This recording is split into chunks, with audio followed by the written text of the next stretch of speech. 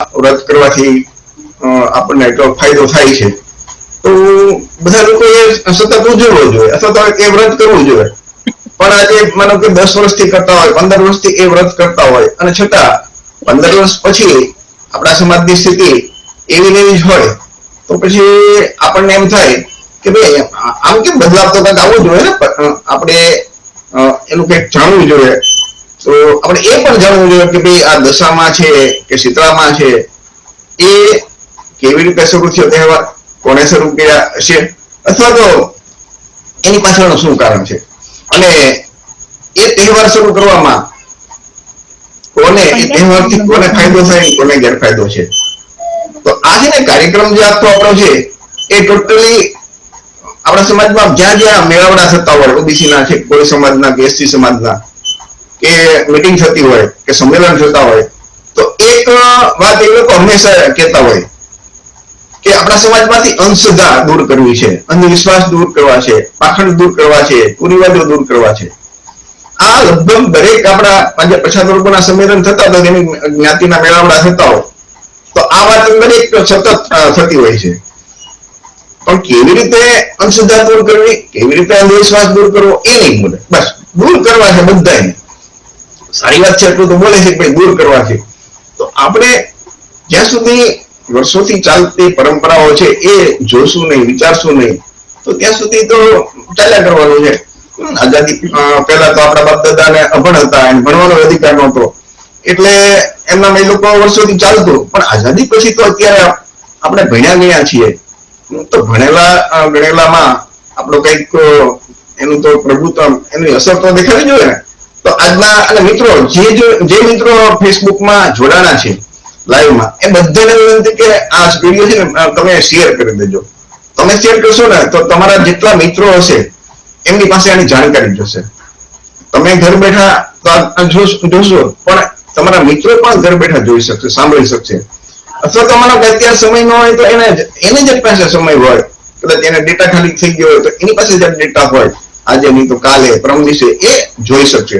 એટલે જેટલા મિત્રો જોડાય છે એ બધા મિત્રોને વિનંતી કરવાની કે શેર કરવાનું ભૂલતા નહીં. જેટલું વધારે શેર કરશો આ વિડીયો, એટલું વધારે લોકો સમક્ષ જશે. આજે આપણી સાથે 3 બહેનો આપણા જોડાણા છે. એક જાગુબેન બામણિયા છે, એ પણ બીએસસી માઇક્રોબાયોલોજી અને ડીએમએલટી નો કોર્સ કરેલો છે, અને એ લેબ આસિસ્ટન્ટ તરીકે ફરજ બજાવે છે. એટલે ભણેલા ગણેલા વ્યક્તિ છે, વૈજ્ઞાનિક અભિગમ ધરાવે છે. ત્યાર પછી છે મીરાબેન ચૌહાણ. મીરાબેન ચૌહાણ છે એ હાઈસ્કૂલના શિક્ષક છે. એ પહેલા તેઓ પોલીસ વિભાગમાં આસિસ્ટન્ટ સબ ઇન્સ્પેક્ટર એએસઆઈ તરીકે નોકરી કરતા હતા. ત્યારબાદ એને શિક્ષક તરીકે નોકરી મળી. તો સમાજમાં શિક્ષકનું તો સૌથી ઊંચું સ્થાન હોય છે. તો એ ઊંચું સ્થાન અને વિદ્યાર્થીઓની નીચે તો માનો કે ભણી ભણીને કાલ સવારે કલેક્ટર થાય, આઈએસ થાય, આઈપીએસ થઈ શકે, તો એ શિક્ષકની નોકરી એમણે સ્વીકારેલી છે અને અત્યારે જોબ કરે છે. કૃષ્ણાબેન નિવૃત્ત શિક્ષક છે, બરાબર ને કૃષ્ણાબેન? ઓકે. તો ટૂંકમાં 2 શિક્ષક છે, અને શિક્ષક એટલે સ્વાભાવિક છે ભણેલા ગણેલા હોય. તો બંને ટૂંકમાં 3 બહેનો આપણને બધી વાતો કરશે. સૌથી પહેલા હું જાગુબેન બામણિયાને કહીશ કે તમે એમને વાત કરો. અને બીજું કે આજનો જે કાર્યક્રમ છે ને, આ કાર્યક્રમનો હેતુ આપણા સમાજમાં ચાલતી અંધશ્રદ્ધા, અંધવિશ્વાસ અને પાખંડ દૂર થાય. ભારતના બંધારણમાં કલમ 51 મુજબ દરેક વ્યક્તિમાં વૈજ્ઞાનિક માનવતાવાદ, જિજ્ઞાસા અને સુધારણાની ભાવના કેળવવાનો વિકાસ થાય. કલમ 51 મુજબ પર્યાવરણની રક્ષા કરવાની ભાવના કેળવાય, તે એનો આપણો હેતુ છે. કોઈની વ્યક્તિગત ભાવના. હું જાગુ બામણિયા, હું એઝ અ લેબોરેટરી ટેકનિશિયન અત્યારે હાલ ગવર્મેન્ટમાં વર્ક કરું છું. હવે આપણો ટોપિક છે અત્યારે કે દશામાં ને શીતળામાં, એના તહેવાર કે વ્રત આપણે શું કરવા જોઈએ કે ન કરવા જોઈએ. તો હું પેલા દશામાં એટલે શું એ ખ્યાલ હોવો જોઈએ કે દશામાં શું છે. તો કે ભાઈ દશામાં વિશે મેં તો મારા ઇતિહાસમાં કોઈ જગ્યાએ મેં દશામાં વિશે સાંભળ્યું નથી અને નથી ભણ્યું છે. નથી એવું ઇતિહાસમાં કોઈ જગ્યાએ એની વિશે કઈ એવા પુરાતત્વ મળી ગયું હોય કે ભાઈ આપણે સાબિત કરી શકીએ કે એના દશામાં હતા. અને એક માત્ર કાલ્પનિક વાર્તા કે જેને આપણા લોકો એ જ બધાએ માતાજી બનાવી લીધી છે. અમેરિકામાં તો દશામાં છે નહીં. ઇવન ભારતના ઘણા બધા સ્ટેટમાં બી દશામાં નથી. ગુજરાતના અમુક જિલ્લાઓમાં બહુ દશામાં વધારે પડતા છે અને એનો ઉત્સવ મનાવાય છે જે અત્યારે. પણ આજથી 20 વર્ષ પહેલા તમે નહીં સાંભળ્યું હોય કે દશામાનું વ્રત રહીને આવી રીતે બધા ઉજવણું ઘરે ઘરે કરે છે. 20 વર્ષ પહેલા નહોતા એટલા. તો આ 20 વર્ષમાં દશામાં આવ્યા ક્યાંથી?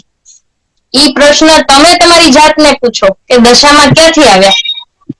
એટલા વર્ષોથી દશામાં નતા અને અચાનક આ 20 વર્ષમાં જ દશામાં આવી ગયા.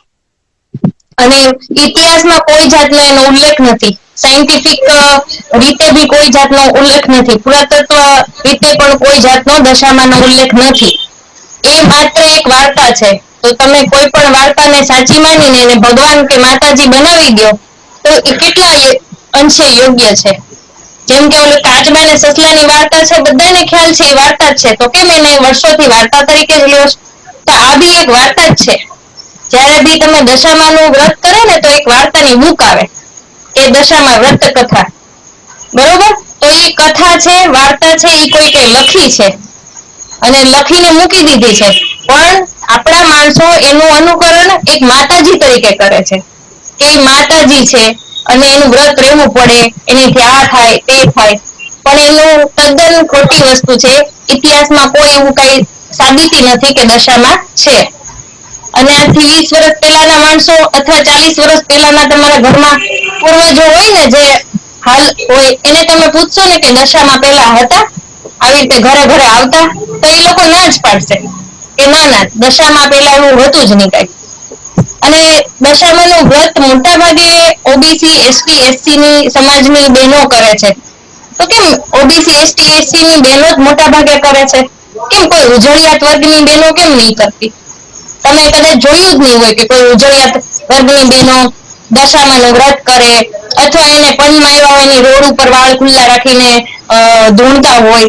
એવું તમે નહીં સાંભળ્યું હોય ને જોયું હોય કે ભાઈ કોઈ ઉજળિયાત વર્ગની અથવા સારા બહુ બંગલામાં રહેતા હોય એ લોકો આવી રીતે કરતા હોય. તમે કોને જોયા હશે? તો કે ભાઈ સામાન્ય મધ્યમ પરિવાર અથવા ગરીબ પરિવાર, અને એમાંય મોટા ભાગે ઓબીસી એસટી એસસી એ 3 સમાજના જ તે હશે. તો કેમ ઓલા સમાજ વાળાને દશામાં પ્રસન્ન નહીં થતા હોય? ઉજળિયાત સમાજને જરૂર એની નહીં હોય, એમાંય ગરીબ હશે.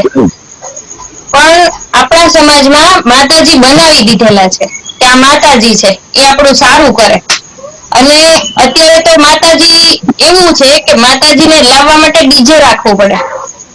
ડીજે વગર માતાજી લવાય નહીં.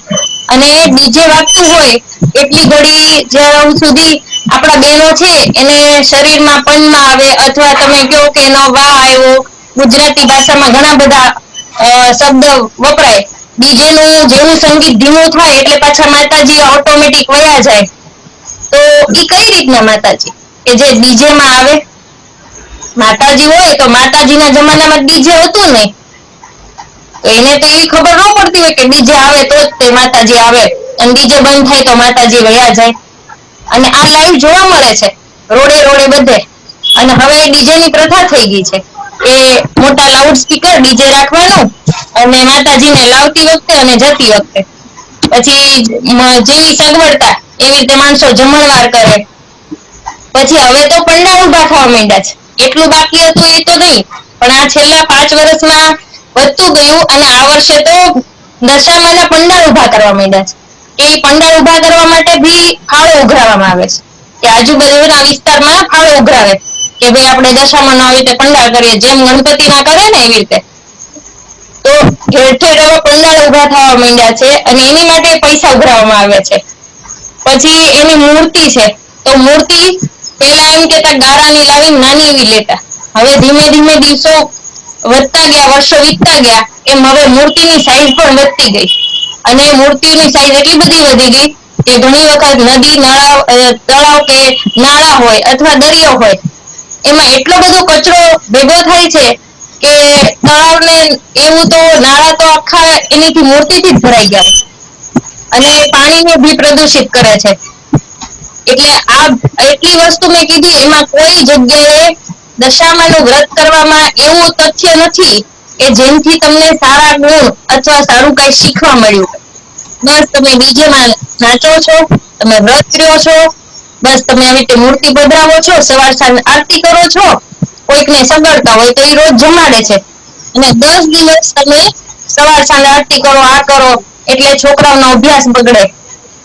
પછી ઘરમાં નોકરિયાત હોય અથવા આજુબાજુ રહેતા હોય એ બધાને લાઉડ સ્પીકરને લીધે ડિસ્ટર્બન્સ થાય, જેથી પૂરી ઊંઘ ન થાય. અને ઘરમાં રહેતા બાળકો કે ભાઈ અમારા ઘરે તો દશામાનું વ્રત છે એટલે અમે સવારે સ્કૂલે નહીં જઈએ, સાંજે આરતી હોય એટલે અમે ટ્યુશનમાં નહીં જઈએ, એટલે અભ્યાસ ઉપર બી અસર પડે છે. જો 10 દિવસના વ્રતમાં કોઈ ફાયદો થતો હોય એક પણ વ્યક્તિને આમાંથી, જે વ્રત રહેનાર છે અથવા એના ઘરના છે અથવા એની આજુબાજુના, તો એ 0 છે.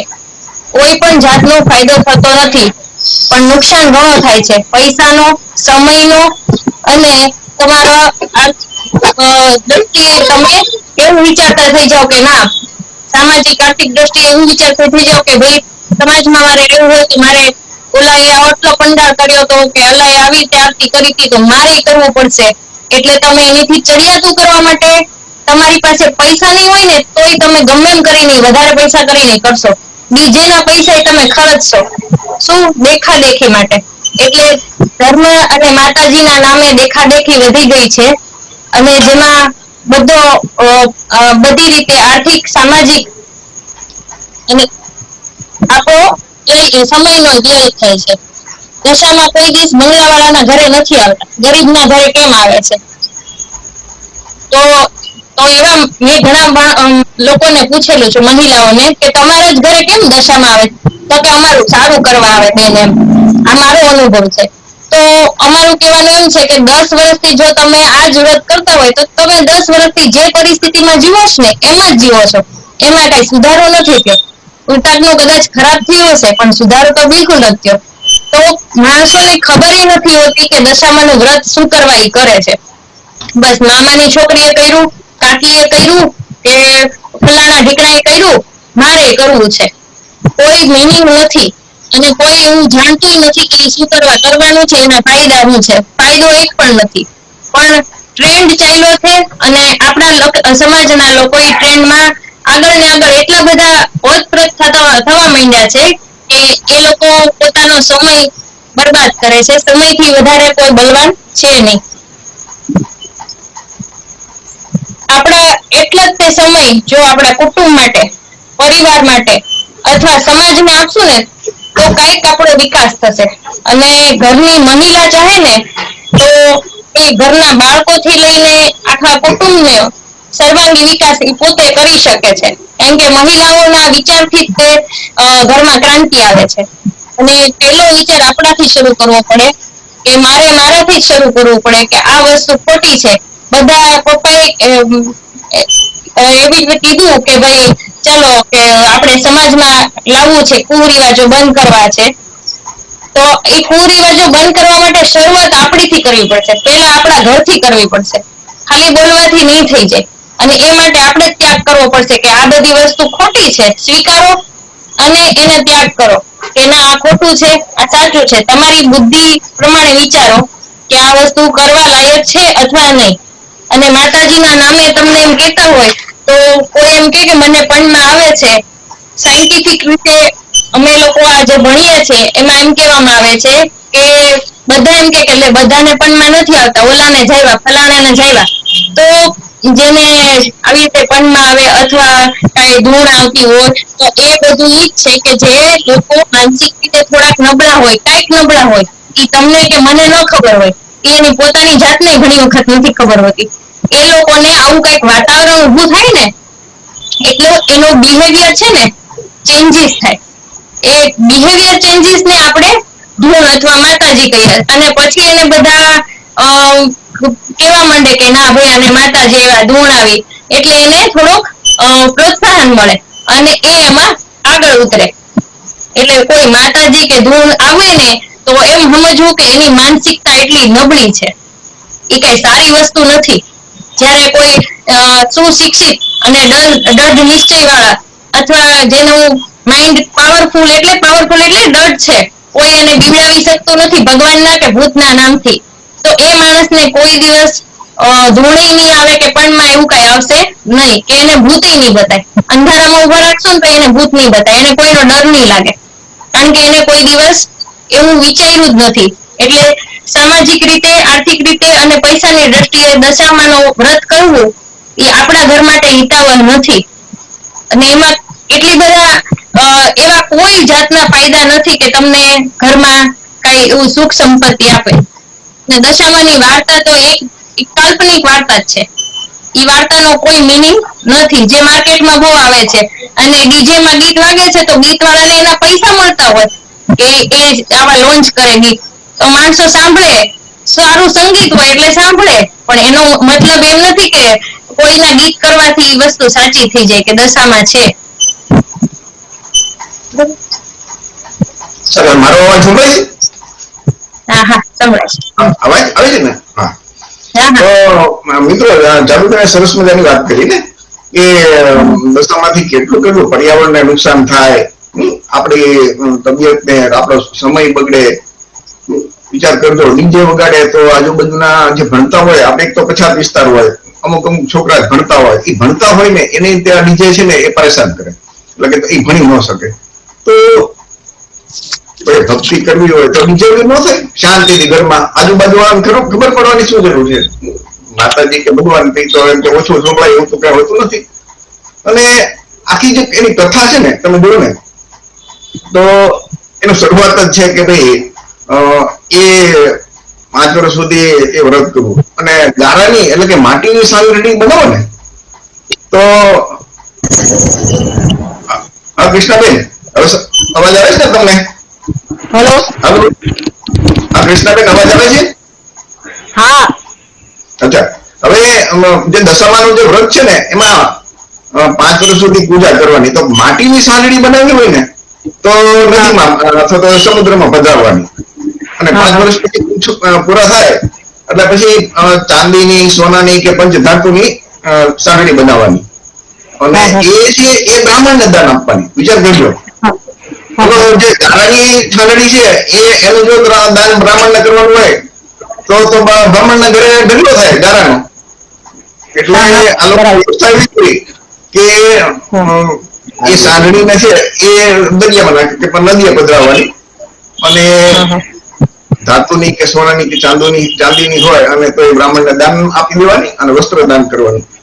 અને દાખલા તરીકે ભારતમાં બધી સ્ત્રીઓ જો આ વ્રત કરતી હોય તો બ્રાહ્મણોને તો કેટલું બધું દાન મળે, વિચાર કરજો. તમે શું કહેવાનું છે દશામાના વ્રત બાબતે? કૃષ્ણાબેન તમે વાત કરો. હા, આમ જોઈએ ને તો દશામાં તો ઉભા કરેલા વ્રત છે. ખરેખર તો દશા પોતાની સુધરે એટલા માટે બહેનો આ વ્રત કરતા હોય છે, પણ જે બહેનો કરે છે દશાનો વ્રત, એ લોકોને કોઈ દશા હજુ સુધી સુધરી હોય એવું ક્યાંય દેખાણું નથી. કોઈની પણ દશા નથી સુધરી. અને આજે કોઈ વ્રત છે દશામાનું હોય કે શીતળામાનું હોય કે એમાં દરેક વ્રતની અંદર બ્રાહ્મણોને ફાયદો થાય એ વાત એ લોકોએ બધા અંદર કાર્યક્રમો કર્યા કે ભાઈ આ રીતના જ તમારે બ્રાહ્મણોને પૈસા મળે દરેક વ્રતની અંદર. એમાં એક ષડયંત્ર છે, પહેલેથી ષડયંત્ર છે કે એ લોકો કાયમી રળતા જ રહે, અને આ લોકોને દશામાનું વ્રત કરે તો દશામાં જો બંધ થઈ જાય તો એ લોકોનો ધંધો બંધ થઈ જાય, કારણ કે દરેક વ્રતની અંદર ખર્ચો એટલો બધો થતો હોય છે કે એ ખર્ચો બિનજરૂરી તો છે જ, પણ બ્રાહ્મણોના ધરાવવા માટેનો જ છે. જો બ્રાહ્મણોને બોલાવ્યા વગર વ્રત કરે તો એ વ્રત આગળ ચાલે જ નહીં, અને બ્રાહ્મણો એટલું બધું પુષ્ટિ કરે નહીં કોઈ તહેવારનું. એવું હું માનું. તો સારું, કૃષ્ણાબેને વાત કરી. કૃષ્ણાબેન, તમારી ઉંમર કેટલી હશે અંદાજે? મારે 84 પૂરી થાય, અરે 64 પૂરા થાય ને ઓક્ટોબરમાં 65 નું બેસશે. અચ્છા, હવે તમે મને કે યંગ હતા ત્યારે આ દશામાં હતા કઈ? નહીં, નહોતા. એનો મતલબ કે દશામાં છે ને એ છેલ્લા મને એમ છે કે 20 વર્ષથી આવ્યા છે, પેલા તો હતા જ નહીં. હા, બરોબર. હા, આમાં એવું છે કે પેલા દશામાં નહોતા અને શીતળા માતા નહોતા. શીતળા માતા એક રોગ હતો અને એને એટલો ભયંકર રોગ હતો કે છોકરાઓ મરી જતા અને મોટા વડીલો ઘણી વાર મરી જતા. તો એ શીતળાનો રોગ છે ને એના ગામમાં માટે આપણા જો ભારતના માણસો એટલા બધા શ્રદ્ધાળુ છે કે એ લોકોએ માતાજીનો આશરો લીધો કે એને માતાજી તરીકે પૂજવાથી શીતળા રહીને એ મટી જશે. અને જયારે વિદેશમાં જોઈએ તો વૈજ્ઞાનિક એ લોકોની શોધ છે, આપણા જેવું નથી. એટલે ત્યાંના જે એડવર્ડ જેનર નામના વૈજ્ઞાનિક હતા, એને શીતળાની રસી શોધી અને એ શીતળાનો રસ જે રોગ હતો એ કાયમી માટે નાબૂદ કર્યો. તો ખરેખર જો આપણે જે કોઈને આપણે નમન કરવા જોઈએ છે તો ઈ એડવર્ડ જેનર છે, નહીં કે આ માનેલા શીતળામાં. બરોબર છે. સારું, કૃષ્ણાબેન સરસ મજાની વાત કરી કે એ જયારે નાના હતા, એટલે મારો પોતાનો અનુભવ એ છે કે આજથી 20 વર્ષ પહેલા દશામાં નામનું કોઈ તહેવાર હતો નહીં કે વ્રત નહોતું. તો એનો મતલબ એમ થાય કે દશામાં થી માંડીને આવી રીતે એક વ્યવસ્થિત આયોજન થાય છે કે આપણો જે પછાત વર્ગ છે, કોળી સમાજ છે, ઓબીસી ની બધી જાતિ છે, એ લોકો કાયમ ધર્મના નામે અફીણ પીધા કરે, ધર્મના નામે તહેવારો ઉજવા કરે, 10-10 દિવસ આમાં બગાડે. તો એવા તહેવારો એ લોકો બનાવતા જ રહે છે. એનો તમને એક દાખલો આપું કે આજથી વર્ષો પહેલા અમે જયારે નાના હતા, એટલે લગભગ લગભગ 55 વર્ષ પહેલા જય સંતોષીમાં આવ્યા હતા, હાવ નવા, કોઈ એનું કઈ નહીં. અને એ જય સંતોષીમાં નામનું પિક્ચર બની ગયું અને એટલું બધું હિટ ગયું અને સંતોષીમાં આખા બધા આપણા પછાત બધું ફેલાઈ ગયું. દર શુક્રવારે બહેનો એ સંતોષીમાં ઉજવે અને ગોળ ને દાળિયા ને એવું એની પ્રસાદી. અમે નાના હતા ને તો મને યાદ છે કે આપણા સમાજમાં બહેનો વધારે ભણેલા ન હોય અથવા તો ભણેલા ન હોય, પણ એનો વ્રત ઉજવો હોય તો અમે 5મી 6મી કે 7માં મળતા. તો એ બહેનો એમ કે ભાઈ તું વાર્તામાં અમને વાંચી દે. એટલે અમે લોકો કઈ ખબર ન હોય, પણ જે ચોપડી લખ્યું વાંચી દઈએ એટલે એ લોકો હાલે. 7 લોકો 8 બહેનો ભેગા થાય, કોઈ ચક્કર ઉપર બેહે અને અમારે વાંચવાનું હોય. આ મારો અનુભવ કહે છે. તો લગભગ 10-15 વર્ષ સુધી એ આવ્યું. પછી શું ને કે 15-20 વર્ષ પછી જય સંતોષીમાં ધીમે ધીમે ઓસરી ગયો. તો એટલે એ લોકો એક નવી માતાજી બનાવ્યા, વૈભવ લક્ષ્મી. આ એના માટે એ લોકોનું આયોજન છે. એના કોઈ તમને પુરાતત્વ વિભાગના કોઈ પુરાવા નહીં મળે, એનો જન્મ ક્યાં થયો, એના માતા પિતા કોણ હતા, કોઈ વસ્તુ નહીં. એમાં જે ગામના નામ આપ્યો કે ભાઈ અવંતીપુર ને ફલાણાપુર ને એના કોઈ પુરાવા નહીં કે કઈ જગ્યા કયા રાજ્યમાં, કઈ નહીં. એ વૈભવ લક્ષ્મી નો લગભગ 10-15 વર્ષ આવ્યો. ત્યાર પછી એમ લાગ્યું કે આ તો બહુ હાલતું નથી, એટલે દશામાં આવ્યા.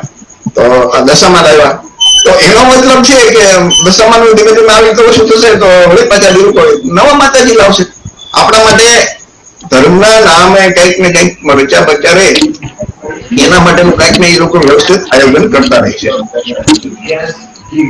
મીરાબેન, તમારું માઇક છે એ અનમ્યુટ કરજો. હવે બીજું આપણે ટોપિક લીધો છે કે શીતળા.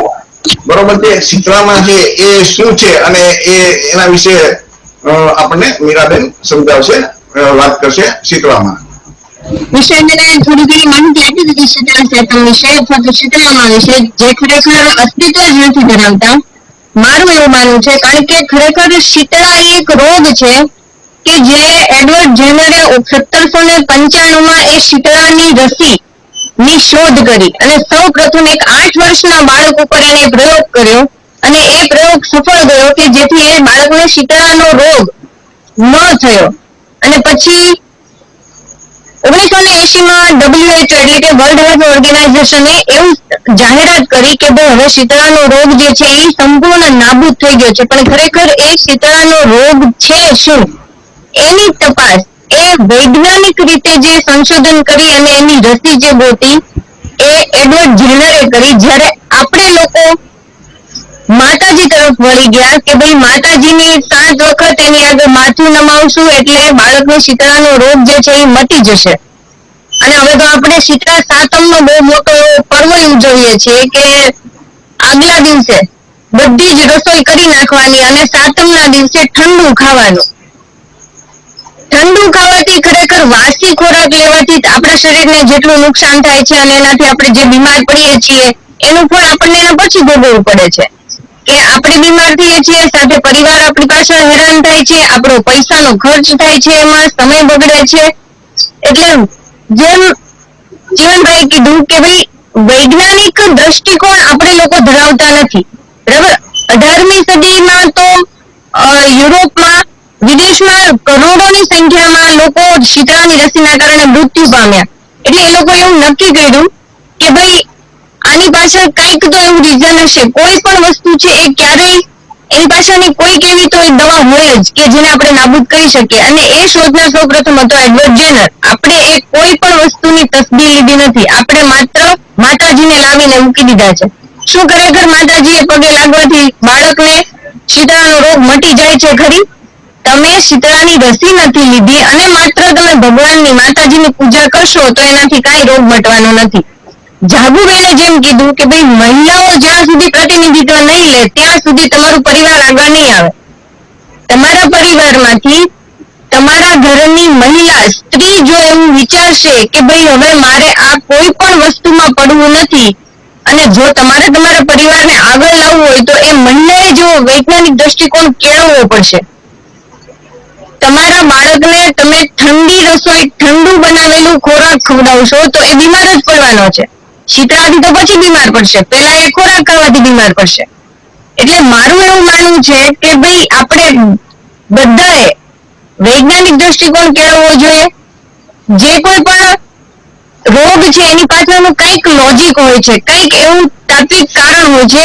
જો એ આપણને ખબર હોય તો મંદિરે જવા કરતા પહેલા આપણે દવાનો મેડિસિનનો સહારો લેવો જોઈએ એવું મારું માનવું છે.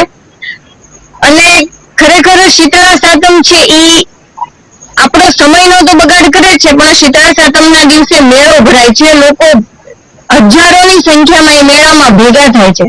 બરાબર, એટલે અત્યારની તો એવી કોઈ આપણે અત્યારનું વાતાવરણ જોતા આપણને એવું લાગે છે કે આપણે એવી કોઈ પણ જગ્યાએ એવો કોઈ પણ ખોરાક ન લેવો જોઈએ કે એવી કોઈ પણ જગ્યાએ પણ ન જોઈએ જેથી કરીને તમારા ઘરમાં કોઈ વ્યક્તિ બીમાર પડે કે તમારે એની પાછળ કોઈ પણ પ્રકારનો સમયનો કે પૈસાનો ખર્ચ કરવો પડે. મારું એવું માનવું છે. ઓકે. મીરાબેને વાત કરી ને કે ભાઈ આ શીતળામાં કેવી રીતે શરૂ થયું, તો આઝાદી પહેલા આ શીતળા છે ને એ રોગ આપણે ભારતમાં ભયંકર રીતે હતો અને લોકો છે ને એ એટલા બધા એનાથી પીડાતા કે તમે જોયું તો કદાચ એમાંથી સાજા થઈ જાય ને તો લોકોના મોઢા ઉપર ડાઘા રહી જતા. તો આવી આ જે ઓરી અછબડા જે છે ને એ ટાઈપનો જ આખો રોગ હતો. એને એ રોગ છે એની દવા આપણી પાસે તો હતી નહીં. એટલે ભારતના લોકો શું કરે કે જયારે દવા ન હોય ને એને માતાજી બનાવી દે. એટલે એમણે શીતળાને માતાજી બનાવી દીધા કે ભાઈ માતાજી નામ કરશો તો એ સારું કરી દેશે. જે મિત્રો જોડે છે ને એ બધા મિત્રોને વિનંતી કે આ વિડીયો છે ને શેર કરતા રહેજો. આ તમે શેર કરશો તો તમારા મિત્રો જ્યારે પણ એને સમય હશે ત્યારે ફેસબુકમાં જોડાય અને ફેસબુકમાં કાયમ રહેશે તો એમાંથી જોઈને શીખશે. અને ફક્ત ભાઈઓએ નથી જોવાનું, આ વિડીયો છે એ દરેક ઘરમાં બહેનોને પણ દેખાડજો. એનું કારણ કે જે સમાજમાં મહિલાઓ અથવા તો દીકરીઓ અથવા બહેનો કે માતાઓ નહીં જાગે ત્યાં સુધી એ સમાજમાં ઉદ્ધાર નહીં થાય. એટલે આપણી સૌની ફરજ છે કે આ 3 બહેનો આવીને જો આવી વાત કરી શકતા હોય તો તમે બધા કરી શકો ને આ વાત. આમાં ભણતરની જરૂર નથી, સમજણની જરૂર છે. આપણા એવા કેટલાય ઘર છે કે તમે જુઓ ને તો એ શીતળા સાતમના દિવસે ઠંડુ નથી બનાવતા, એ ગરમ કરીને જ ખાય છે અને એને કોઈ મુશ્કેલી નથી નડતી. અમારા ઘરે છે દાખલા તરીકે અહીંયા મને જે થોડા જોડાણા છે બધાના ઘરે વર્ષોથી ગરમ રસોઈ જ થાય છે. આ બધું હતું પેલાના જમાનામાં ટીવી નહોતા, મોબાઈલ નહોતા, અને બીજું જે મનોરંજનના સાધનો હતા કે આવી સાતમ આઠમ ને ભાદરવીના મેળા ને એવા અમુક જ તહેવાર હતા, દિવાળી ને એવું બધું તો લોકો કામ કરતા. તો જ્યારે આ બધી વસ્તુ નહોતી ત્યારે શું હતું કે આ મેળામાં લોકો જવા માટે મને સાતમ આઠમ નો મેળો હોય તો વાહનો નહોતા, એટલે 2 દિવસ કે 3 દિવસ આગળ ચાલીને જવું પડતું. એટલે આ લોકોએ શું કર્યું કે ભાઈ બધું ખાવાનું અગાઉ બનાવીને જાય એટલે માંડ 1 દિવસે ત્યાં પહોંચી જાય. એટલે ધીમે ધીમે આવી રૂઢી થઈ ગઈ કે છઠ ના દિવસે બધું બનાવવું, પછી સાતમ દિવસે ટાઢું ખાવું. ખરેખર તો અત્યારે છે ને એ ભેજવાળું વાતાવરણ હોય, અને ભેજવાળા વાતાવરણની અંદર વસ્તુ પડી જાય ને તેમાં ખૂબ જલ્દી થઈ જાય, તો એ માંદા પડવાના ચાન્સીસ ખૂબ વધી જાય. એટલે આજે બધા બહેનો વાત કરી એ દરેક બહેનો અથવા તો ભાઈઓ ધ્યાનમાં લે. આપણા બહેનોને આવું કોઈ સમજાવતા નથી, કોઈ પણ નિશાળમાં આવી વાત નથી કરતા. નિશાળમાં તો આ બધા તહેવારોની વાતો આવે કે સ્કૂલમાં કે કોલેજમાં આવું નથી વાત કરવામાં આવતી. તો આ વાત કરશે કોણ? આ વાત તો આપણા કોળી સમાજના, આપણા ઓબીસી સમાજના, આપણા એસસી સમાજના, આપણા એસટી સમાજમાં જે પણ જાગૃત ભાઈઓ છે આ એની જવાબદારી છે. ટીવી મીડિયાની અંદર આવી ચર્ચા આવે જ કોઈ દિવસ? તમે જોયું આટલી બધી ચેનલો છે, રાતના દિવસ ફલાણો વ્રત ને ફલાણું કરવાનું આમ કરશે, ધર્મના નામની એટલું અફીમ આપશે. પણ એવું નહીં થાય કે તમે આ કરશો તો તમને આનાથી નુકસાન છે. ભારતની અંદર રેશનાલિસ્ટ લોકો બહુ છે, લાખોની અંદર છે કે જે આવું નથી માનતા, પણ એની વાત કોઈ દિવસ નહીં આવે ક્યાંય ટીવી ઉપર. એટલે આ આપણે બધાએ જાગવાનું છે, અને આનાથી સમાજને શું ફાયદો છે, શું નુકસાન છે એ આપણે બધાએ સમજવાનું છે. જાગૃતિને કઈ કહીએ કે ભાઈ આપણી જે સમાજની મહિલાઓ છે એ મહિલાઓ જ્યાં સુધી જાગશે નહીં ત્યાં સુધી સીતામાં છે, દશામાં છે કે આવા બધા વ્રત કે તહેવાર કરતા રહેશે, તો એ મહિલાઓને એક મહિલા તરીકે તમે શું કહેશો? અત્યારે હાલની પરિસ્થિતિમાં કહીએ ને તો આપણા સમાજમાં ઓબીસી, એસટી કે એસટી કમ્પેર ટુ ભાઈઓ કે છોકરાઓ કે લેડીઝ વર્ગ વધારે ભણવા માંડ્યો છે. તો એક સારી વસ્તુ છે કે આપણી સમાજની છોકરીઓ દીકરીઓ બધે ભણે છે અને ભણીને આગળ આવે છે, અને મેજોરિટી એવું જ હોય કે ભણે છે. કોઈક જ એવા કુટુંબ અથવા ઘર હોય કે જ્યાં થોડુંક ભણાવીને દીકરીઓ, હવે લગભગ દીકરીઓ બધી જાતે ભણે છે, એને એવું જરૂર નથી. તો મારું ખાસ એટલું જ કહેવાનું છે બધી મહિલાઓ અને દીકરીઓને અને માતાઓને કે ભલે તમે ભણ્યા હોય કે ન ભણ્યા હોય, પણ તમે એક વખત વિચાર કરો કે આ વ્રત રહેવાથી, કોઈ બી વ્રત રહેવાથી, ઈ પછી તમે ગુરુવાર રેવડાવતા હોય કે ગમે વાર રેવડાવતા હોય, એનાથી તમને ફાયદો શું છે એક વખત એનો વિચાર કરવો. તમને જો એવું લાગતું હોય કે એનીથી મને બહુ જ ફાયદો છે તો તમે કન્ટિન્યુ રાખો, પણ એની સામે તમારા નુકસાન ઘણા બધા હોય છે. તો પહેલા નુકસાન અને ફાયદાનો વિચાર કરવો જોઈએ. પોતાની જાતે ડિસાઈડ કરો, પોતાની બુદ્ધિ શક્તિથી વિચાર કરો કે તમારે કયા રસ્તે જવું છે. તમે એજ્યુકેટેડ છો તો તમારું એજ્યુકેશનને તમે આગળ કેવી રીતે લઈ જાઓ છો, તમારી લાઈફમાં કેવી રીતે ઇનબિલ્ડ કરો છો, એ જોવાનું છે. તમે ખાલી ભણી લીધું એ વસ્તુ બરોબર નથી, પણ તમારા જીવનમાં કેટલું ઉતારો છો એ વસ્તુ બરોબર છે. કે તમે સાયન્ટિફિક અભિગમ રાખો છો, કે તમને ખબર છે કે સફરજન છે ઝાડ ઉપરથી પડ્યું એ ગુરુત્વાકર્ષણનો નિયમ છે એટલે એ પડે છે. આપણે જમીન ઉપર બેઠ્યા છે, હવામાં નથી ઉડતા, એ ગુરુત્વાકર્ષણનો નિયમ છે. તો એ બધું સ્વીકારી શકો છો, તો કેમ આ બધી વસ્તુમાં તમે સ્વીકારોમાં ખચકાઓ છો? એ બધા અભિગમ તે સ્વીકારવા માટે આપણી જાતને સક્ષમ કરો, વિચારો, કસોટી ઉપર રાખો. બધા પાસે બુદ્ધિ શક્તિ બહુ સારી હોય જ છે, પણ તમે એને કેટલી સુધી વિચારો છો? આ તો હાલો ઓલી કરે છે, ઓલા કરે છે, આપણને કીધું છે કરી નાખીએ, એવું નહીં. તમે આગળ વિચારતા શીખો. પેલા વિચારશો તો તમને ચોક્કસ નવો રસ્તો મળશે, અને નવા રસ્તા ઉપર ચાલશો તો તમારા પરિવારનો, અલ્ટિમેટલી સમાજનો વિકાસ થશે. અને એક એ બી કહું છું કે તમે અત્યારે મહિલાની તો આપણે વાત કરીએ, પણ ઓલ ઓવર સમાજમાં 2 વર્ષથી કોરોના હતો, અત્યારે કયા ઘરમાં કે કઈ જગ્યાએ આપણે દશામાનું વ્રત ઉજવીને બહાર બધા જાય, સરઘસ કાઢે, હાથ કરે, કે શીતળા સાતમનું, એ કોઈ વસ્તુ એકેય માતાજી કે જૂના સંતોષી માતા હોય કે આપણા કોઈ ઘણા બધા માતાજી છે, અલગ માતાજી છે, એક એક વારના અલગ અલગ માતાજી છે. આમ ગણો ને તો એકેય માતાજી આવ્યા, કદાચ હજી 20 વર્ષ પછી નવા માતાજી આવી જશે, એનું નામ હશે કોરોના માતાજી. એ થઈ જશે, કારણ કે એ થશે જ તે. કેમ શીતળાની દવા નહોતી એટલે શીતળા માતા આવ્યા, એવી રીતે કોરોનાની દવા નહોતી એટલે ભવિષ્યમાં કોરોના માતાજી આવે તો નવાઈ નહીં. પણ એ આપણી પેઢી જીવતી હશે તો એમ કહેશે કે ના ના એ તો રોગ હતો. પણ પછી 40 વર્ષ પછી જે બાળક કે જે દીકરાઓ દીકરીઓ હશે એને તેમ થશે ને કે આ નવા માતાજી કયા છે, માણસો એની પૂજા કરતા હશે. આવું પણ બનશે. એટલે કોરોના કાળમાં તમે જોઈ લીધું હતું કે એકેય મંદિર નહોતા ખુલ્લા અને એકેય માતાજી કે કોઈ એવું ભુવા કે ડાકલા વાળા કે ગમે એવું વશીકરણ કરતા હોય, જ્યોતિષ, કોઈ એક પણ વ્યક્તિ બી સામે નહોતું આવતું કે ના ના અમે કોરોના ને મટાડી દેશું અથવા કોરોનાના દર્દી પાસે એ લોકો ભટકતા નહીં. મંદિરો ઇવન બંધ થઈ ગયા હતા. તમે વિચાર કરો કે જે મંદિરો સતત ધમધમતા હોય એ કોરોનામાં જ બંધ કેમ થયા? એવું તો ગાઈડલાઈન નથી ને કે હા બંધ જ કરી દેવો પડે. એ લોકો બંધ કરી દેતા હતા કે ભાઈ અમને ઇન્ફેક્શન ન લાગે.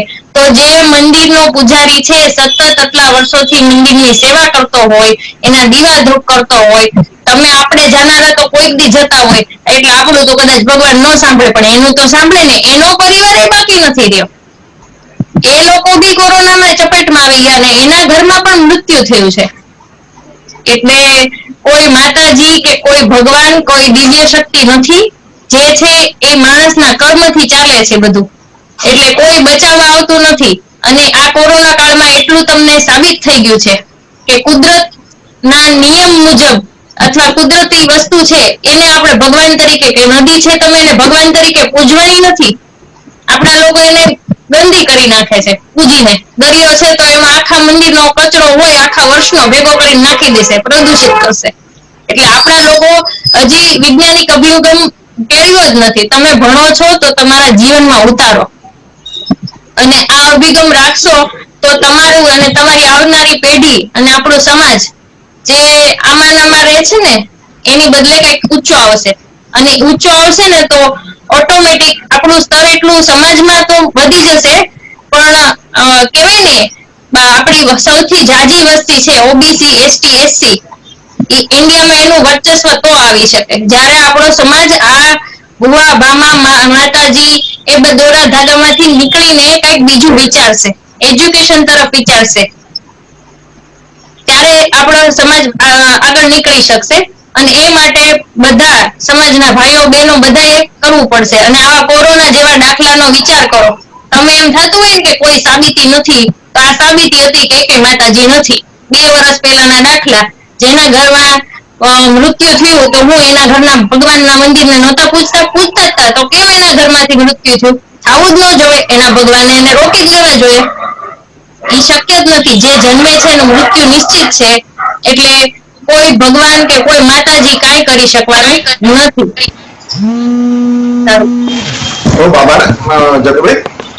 કૃષ્ણાબેન, હું તમને એક સવાલ પૂછીશ કે દાખલા તરીકે આપણો સમાજ છે ને એ આપણા ઓબીસી, એસસી અને એસટી લોકો એ બહુ ધાર્મિક હોય છે અને માતાજી કે ભગવાનમાં વિશ્વાસ હોય. હવે હું બધાને એક સવાલ પૂછું છું કે તમે માતાજી વિશે શું કલ્પના કરો છો? માતાજી માટે તો આપણે સૌ બાળકો છીએ ને, તો માતાજી કોઈ એના બાળકો પ્રત્યે ભેદભાવ કરે ખરા કે ભાઈ એનું વ્રત નથી કર્યું એટલે? તમે જોજો ને આ 2 ની કથા મેં સ્ક્રીન ઉપર મૂકી હતી, સીતામાની અને દશા માતાની. તો જે એનું વ્રત ન કરે એની પાછળ તો માતાજી કેમ કે એવા પાછળ પડી જાય કે એના હાવ ધનોત પણ જ કાઢી નાખે, એના છોકરાને મારી નાખે, એનું બધું રાજપાટ પડાવી લે.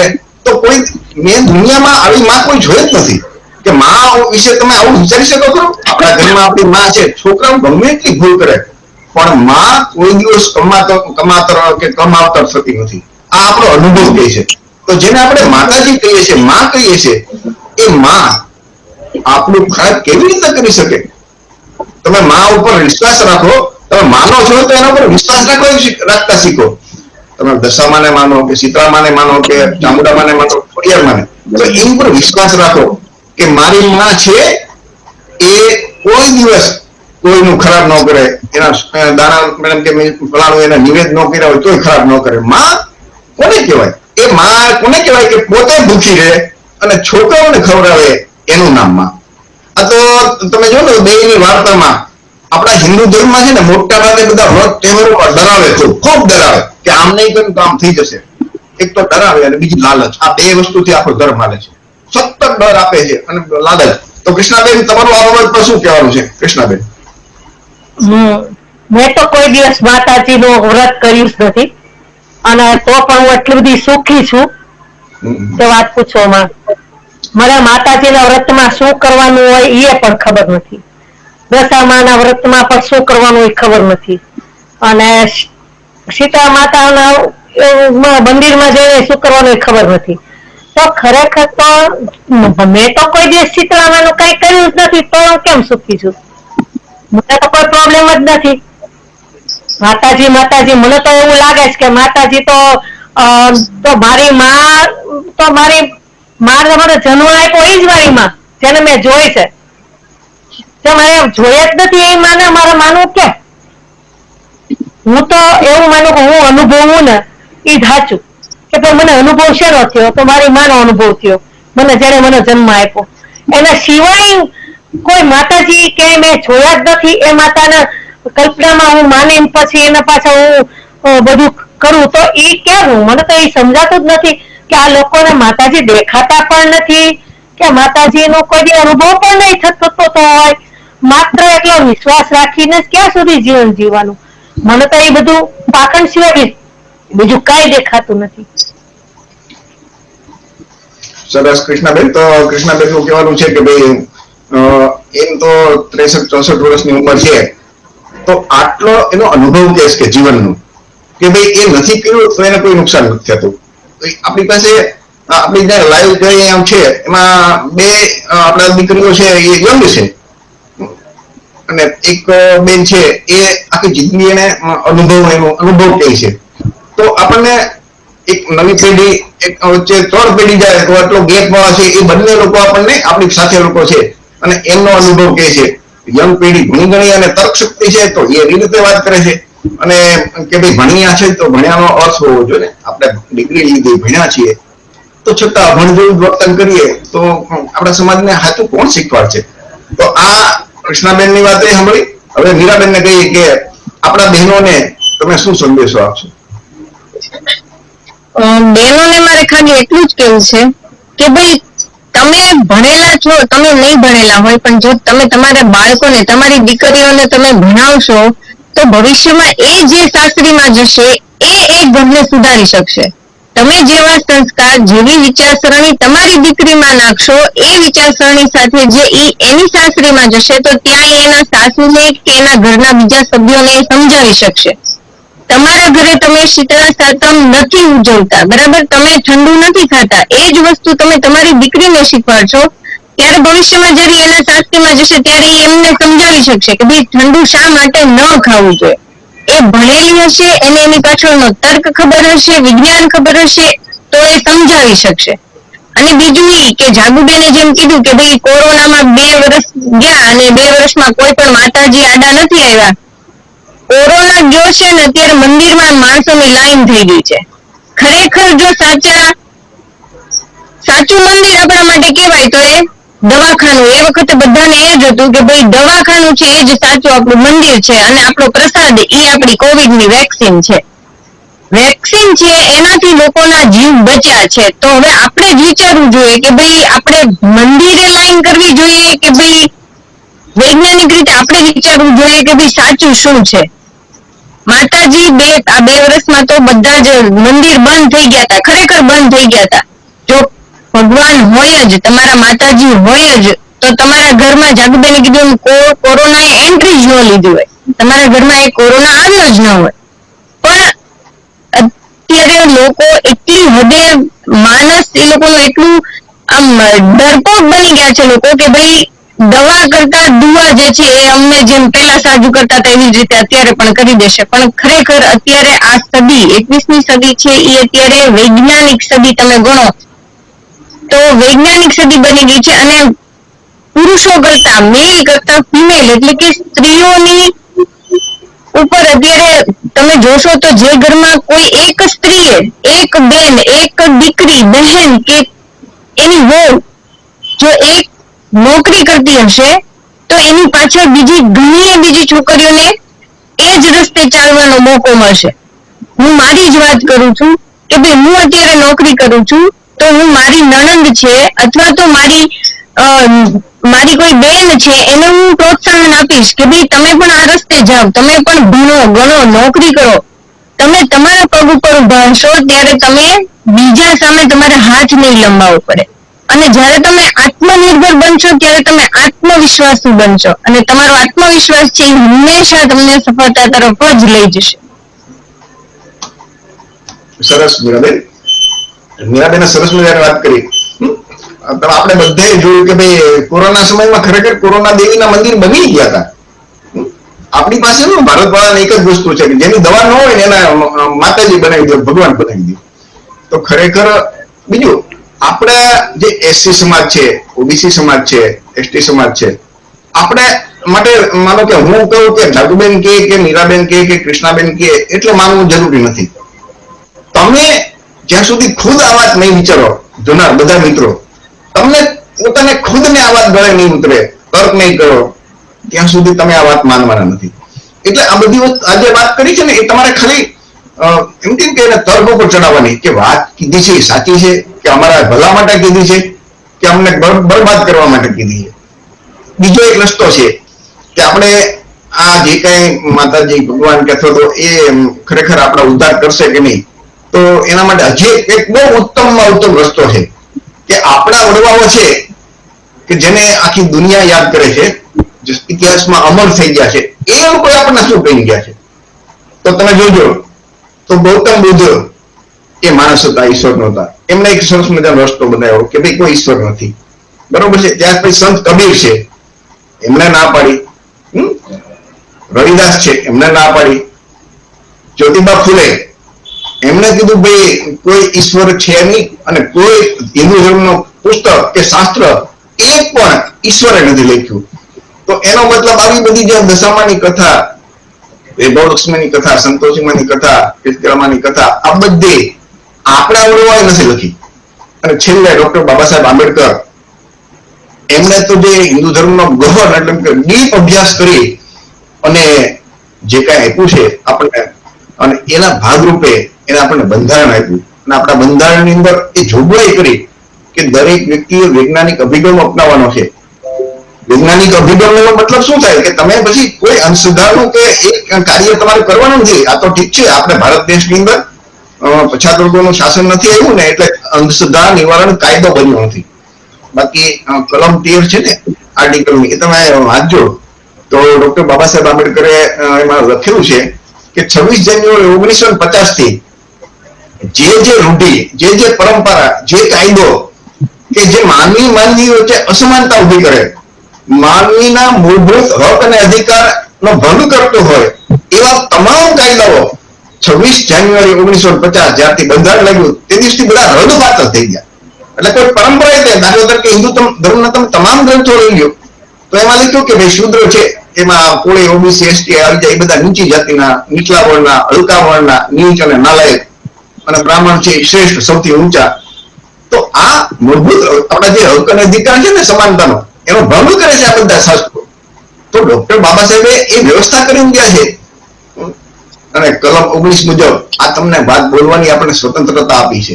પણ આપણા લોકો બોલી નથી શકતા, અથવા તો મીન્સ કે અત્યાર સુધી ખબર નહોતી. એક વખત તમે ડોક્ટર બાબા સાહેબને વાંચો, તમે જ્યોતિબા ફૂલેને વાંચો, પેરિયાર રામાસ્વામીને વાંચો, બિરસા મુંડાને વાંચો, અને તો તમને ખબર પડે કે આપણા વડવાઓ શું કહી ગયા છે. આપણા વડવાઓ જે કહી ગયા છે આપણે એ ન માનીએ અને જે બ્રાહ્મણોના પૂર્વજો છે એ લખી ગયા છે એ આપણે માનીએ તો સીધી વાત છે ને, આપણે દુઃખી તો થવાના જ છીએ. તો જાદુબેન, તમારું શું કહેવાનું છે આ બાબતે? તમારું માઇક અનમ્યુટ કરો. આપણા પૂર્વજો એમાં આપણે જે મહાનુભાવો થઈ ગયા છે કે જેમના વિચારો અને એના સંકલ્પો કે એને જીવનમાં અનુસરીએ ને આપણે તો આપણા જીવનમાં કોઈ જાતનું દુઃખ આવે એમ જ નથી. એની માટે આપણે કોઈ ધર્મની જરૂર નથી. ખાલી પંચશીલના 5 સિદ્ધાંત અને અષ્ટાંગ માર્ગ ઉપર ચાલો ને તો આખું જીવન તમારું સફળ છે. એની માટે તમારે કોઈ ધર્મ કે કોઈ કર્મકાંડ કે કઈ કરવાની જરૂર નથી. બસ તમારી વિચાર શક્તિ બદલવી પડે. નાસ્તિક અને આસ્તિક એ વસ્તુ નથી, પણ એથી ઉપર એક વસ્તુ છે કે તમે તમારા બુદ્ધિથી કેટલું તર્ક કરીને વિચારો છો કે આ તમારા માટે સારું છે કે ખરાબ. એ જ્યારે તમે વિચારતા થઈ જશો ને ત્યારે તમારે કોઈ ધર્મની જરૂર નહીં પડે, અથવા તમને કોઈ ધર્મના નામે બીવડાવી નહીં શકે, અને તમને કોઈ આગળ વધતા બી રોકી નહીં શકે. પૈસો કે કોઈ ધર્મ તમને રોકી નહીં શકે. તમારી માટે તમારું નોલેજ કે તમે જે અભિગમ કરો છો કે સત્યના માર્ગ ઉપર ચાલવું છે, સત્યના માર્ગ ઉપર ચાલી અને અષ્ટાંગ માર્ગને ફોલો કરશો તો જીવનમાં કોઈ દિવસ કોઈ જાતના મોટા એવા દુઃખ નહીં આવે. હા, જીવન છે તો નાના મોટા દુઃખ આવશે, પણ એવા દુઃખ નહીં આવે કે કોઈ તમને હેરાન કરી જાય ધર્મના નામે, કાસ્ટના નામે.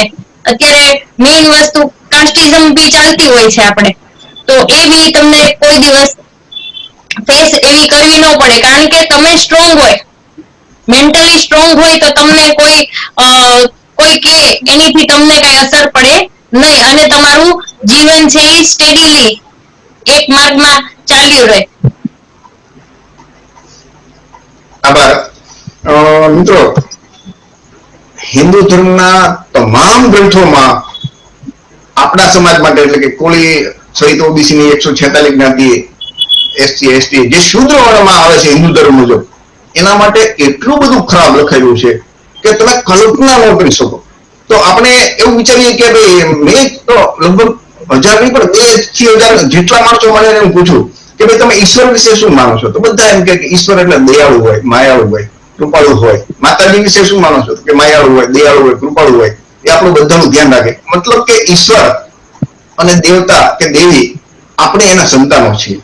તો ઈશ્વર કોઈ દિવસ કોઈ એના સંતાન સાથે ભેદભાવ કરે કે બ્રાહ્મણ શ્રેષ્ઠ અને શૂદ્ર નીચ નાલાયક, આને એટલું વધારે આપણને કઈ શૂદ્રને કોઈ હક અધિકાર જ નહીં, આપણે ભણવાનું નહીં, આપણે શસ્ત્ર નહીં ધારણ કરવાના, વેપાર નહીં કરવાનો, ઉપરના 3 વર્ણની સેવા કરવાની. એ હિન્દુ ધર્મના તમામ શાસ્ત્રોમાં લખ્યું છે. વેદ પુરાણ તમે લ્યો, વાલ્મીકી રામાયણ, મહાભારત લ્યો, સ્મૃતિઓ લ્યો, મનુસ્મૃતિ લ્યો, તો આ બધામાં લખેલું છે. તમે મોટાભાગના આપણા સમાજના છો ને કોઈ વાંચતા નથી.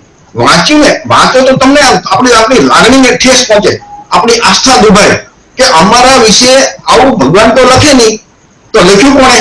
તો બધા શાસ્ત્રોના લેખક બ્રાહ્મણો છે, પંડિતો છે. તો એ લોકોને કોણે હક અને અધિકાર આપ્યો કે આપણા સમાજને આવા નીચ, નાલાયક અને હલકા વર્ણના કર્યા? આ વસ્તુનો સવાલ તમે તમારી જાતને પૂછશો, આપણે શાસ્ત્રો વાંચશો.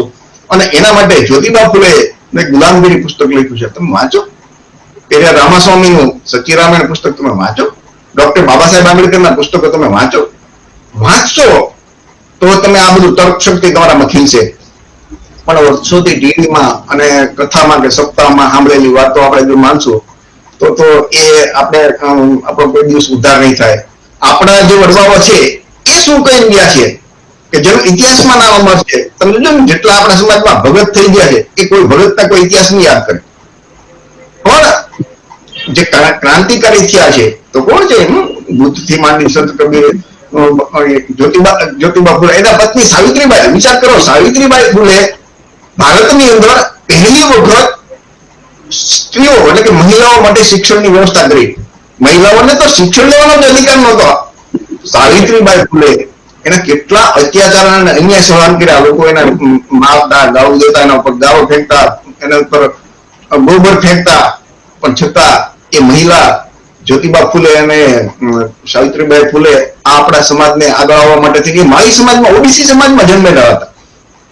પેરિયાર રામાસ્વામી ઓબીસી હતા, બિરસા મુંડા આદિવાસી હતા.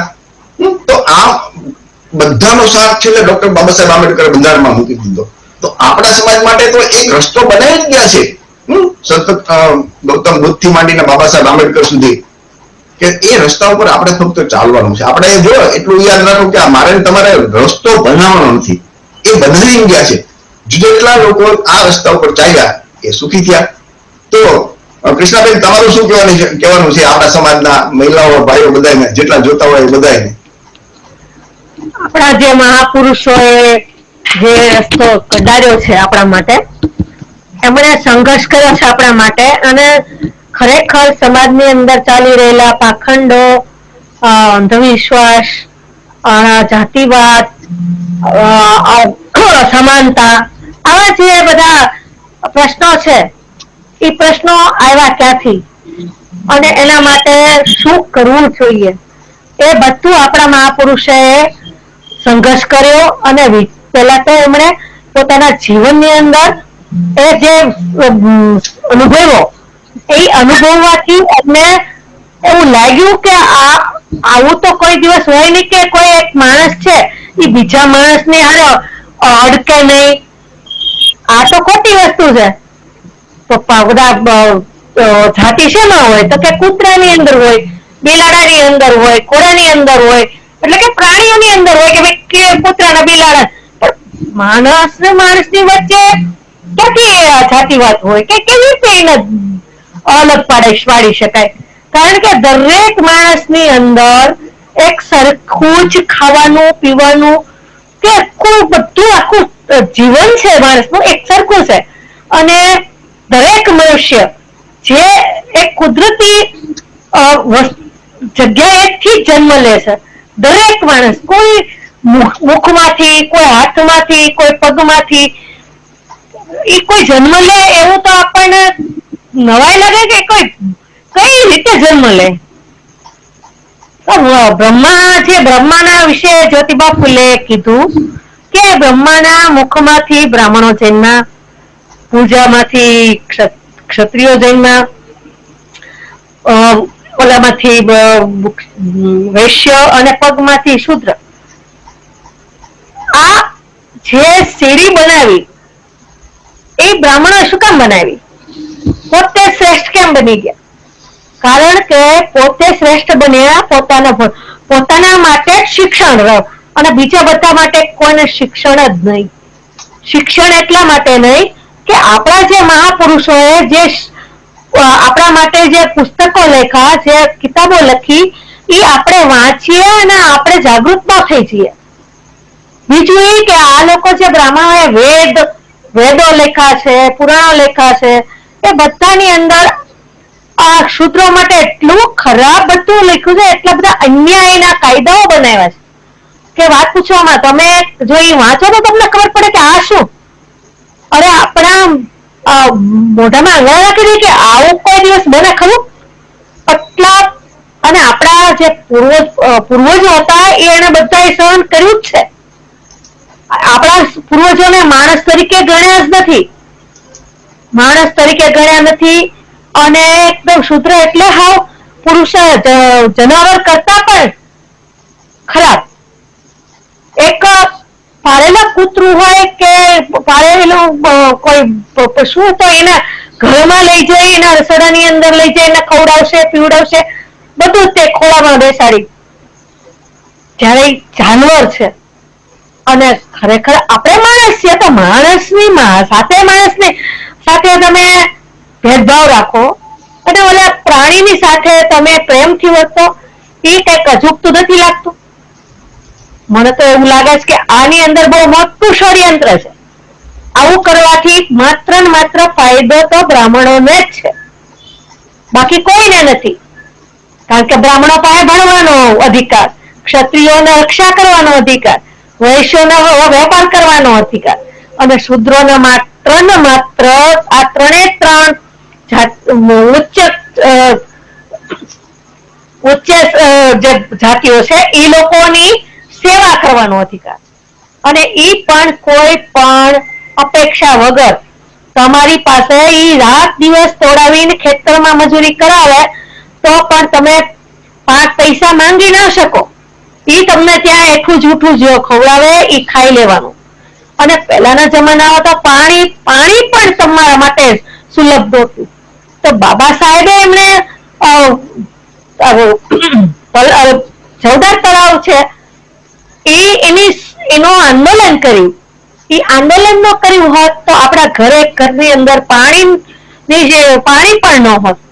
આપણે જે અત્યારે બિસ્લરીનું પાણી પીએ છે, ફ્રીજમાં મૂકેલું પાણી પીએ છે, એ તો આપણી કલ્પના બહારની વસ્તુ હોત. કારણ કે તમારે ઓલા ગાય ભેંસ પીતા હોય અવાડાની અંદરથી તમે એ પાણી ગંદુ પાણી પીવાનું તમારા નસીબમાં હતું. અને એ પાણી ન મળે તો ઉપરથી પાણી નાખ્યા તો એ આપણા ખોબા ભરીને પાણી પીવાનું, આપણા માટે વાસણ પણ અલગ રાખવામાં આવતા, બધું જ અલગ. તો આ જે માનસિકતા રહી ને એ બહુ ગંદી માનસિકતા છે. આ માનસિકતાએ આપણા દેશનો એટલો બધો નુકસાન કર્યું છે કે વાત પૂછો માં. ખરેખર આપણો દેશ છે, આપણે અહીંના બહુજન છીએ, આપણી અહીંયા મૂળ નિવાસી છીએ. તો આપણે મૂળ નિવાસી છીએ તો આપણો અધિકાર પહેલા હોવો જોઈએ દરેક વસ્તુની અંદર.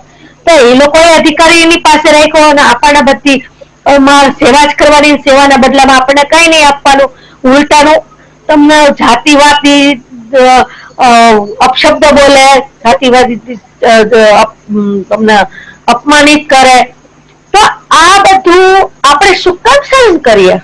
શું કામ સહન કરવું જોઈએ? આપણે મનુષ્ય છીએ, સ્વમાન માટે જીવવું એ જ આપણા માટે મહત્વનું હોવું જોઈએ. જો તમે સ્વમાન ન હોય તો તમારું જીવન છે એ જીવન જ નથી ને, તમે માણસ જ નથી. તો પશુમાન તમારામાં કઈ ફરક જ નથી. માત્ર ને માત્ર આપણે માણસ હોઈએ તો આપણે એટલું વિચારવાનું શીખવું પડશે કે માણસ હોય તો પહેલા મારામાં સ્વમાન હોવું જોઈએ. સ્વમાન મને તમારું એટલું બધું સ્વમાન વાળું છે કે મને કોઈ એટલું જરાક કોઈ કહી જાય તો મારું તો માથું ફાટી જાય. અને એટલે જ હું આજ તમારી સામે બોલી શકું છું, નહીં તો હું બોલી પણ ના શકું ને. કારણ કે મારું સ્વમાન મને ખૂબ વાલું છે, અને મારું સ્વમાન વાલું હોય તો હું આ બધી જે અન્યાય વ્યવસ્થા છે એ અન્યાય વ્યવસ્થા મને સહન નથી થતી. મને એમાંથી હું કેમ નીકળી જાઉં, આમાં નીકળવાનો કયો રસ્તો છે એના માટે હું વિચાર કરું. તો હું શા માટે એમાં પડી રહું? એટલા માટે ભગવાન બુદ્ધે આપણને સમાનતાનો માર્ગ બતાવ્યો. કોઈ પણ આ દુનિયાનો કોઈ પણ દેશમાં તમે જાઓ, કોઈ પણ દેશમાં જે ધર્મ હોય, કોઈ પણ ધર્મની અંદર માનવતા ધર્મ કોઈ શીખવો નથી. ભગવાન બુદ્ધે આપણને માનવતાનો ધર્મ આપ્યો. એમાં કોઈ જાતિ નથી અને સ્ત્રી પુરુષ વચ્ચે પણ ભેદભાવ નથી. સ્ત્રી પુરુષ વચ્ચે પણ ભેદભાવ નથી. એને પણ મનુષ્ય સમજ્યા. જેટલા તમે બધા માણસો સરખા છે એવી રીતે સ્ત્રી અને પુરુષ વચ્ચે પણ સમાનતા છે. એટલે અચ્છા, હવે મીરાબેન કહી કે તમે આપણે કાર્યક્રમ પૂરો કરવાની તૈયારીમાં છીએ, એટલે જે છેલ્લા શબ્દો તમારે કહેવાના હોય મીરાબેન, તમે શું આપણા દર્શકોને કહેવા માંગો છો? એ તમારું માઇક છે એ અનમ્યુટ કરીને પછી બોલજો.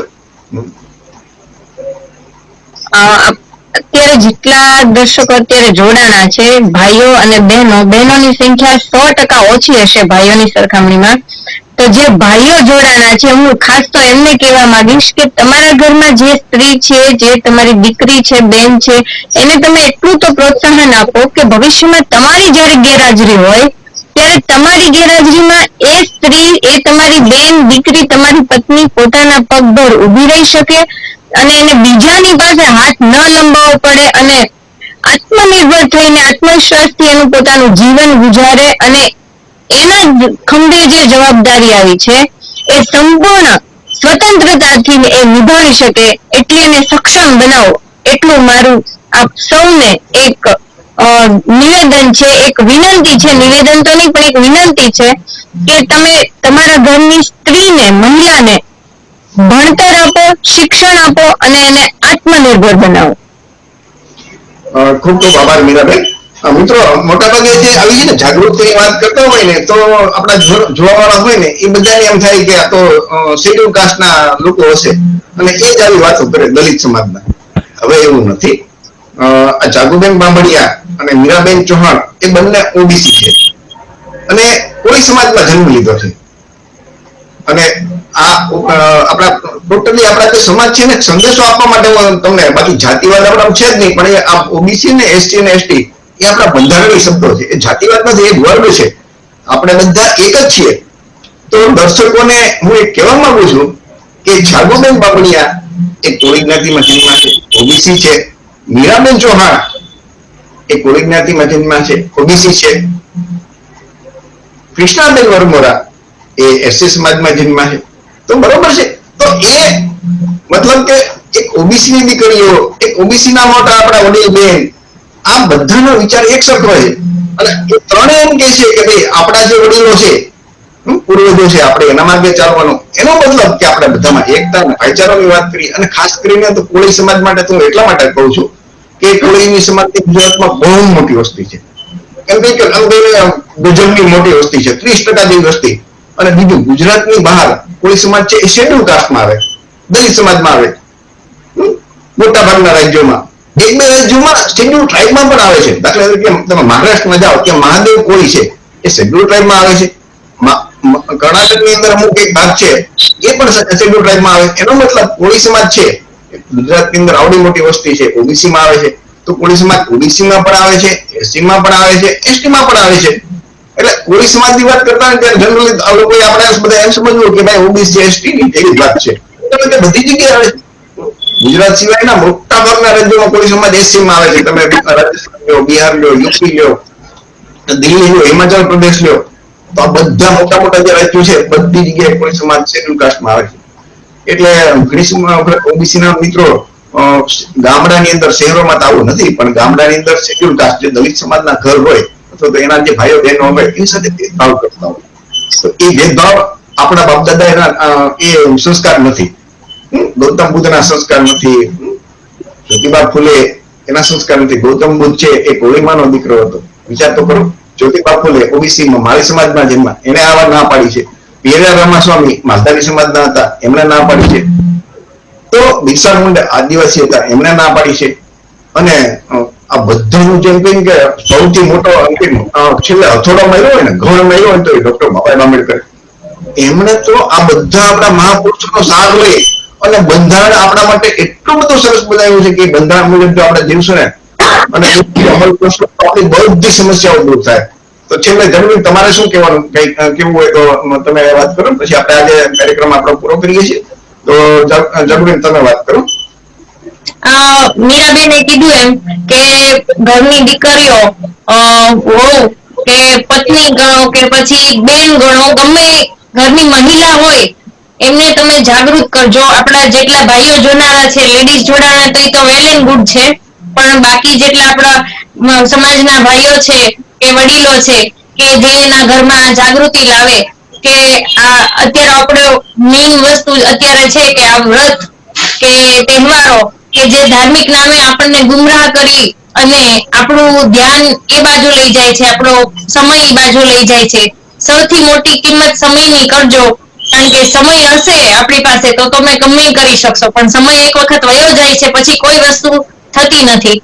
એટલે અભિગમ એવો રાખજો કે ઘરમાં આપણા ઘરથી સુધારો કરીએ, આપણી દીકરીને એવું એજ્યુકેશન આપીએ. એ માટે એને આવા અંધશ્રદ્ધા કુરિવાજોથી કેવી રીતે બહાર કરવા અથવા આપણા ઘરમાં એવું કઈ હોય તો ધીમે ધીમે કેમ દૂર કરવું. ઘરમાં એકદમ કોઈ ફેરફાર કરીએ તો કોઈ સ્વીકારતું નથી, પણ ધીરે ધીરે તમે કરીને તમારા ઘરમાં ફેરફાર કરી શકો છો કે જેથી વૈજ્ઞાનિક અભિગમ ઘરમાં લાગુ પડે અને તમારા ઘરનું એજ્યુકેશન દ્રષ્ટિએ સ્તર ઊંચું આવે, જેથી તમારા બાળકો, એમાં ખાસ કરીને દીકરીઓ જો એટલી પગભર બની જશે તો આપણા સમાજનો કોઈ સર્વાંગી વિકાસ કોઈ રોકી શકે એવી કોઈનામાં તેવડ નથી. અસ્તુ. ખૂબ ખૂબ આભાર જગુભાઈ. તો કૃષ્ણાબેન તમારે કઈ કેવું છે? નહીં, મારે માત્ર એટલું જ કેવું છે કે આપણે જેટલા વિશ્વાસમાં રહેશું એટલો જ આપણો સમાજ પાછો રહેશે. એટલે જો આપણે સમાજને વધારે ને વધારે શિક્ષણ મળે એવી વ્યવસ્થા કરવી જોઈએ.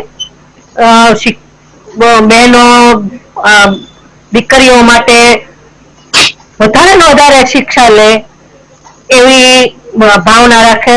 બસ એટલું જ. ફરીથી જાગુબેન બામણિયા, મીરાબેન ચૌહાણ અને કૃષ્ણાબેન વરુમરા, આપ ત્રણેયનો ખૂબ ખૂબ આભાર.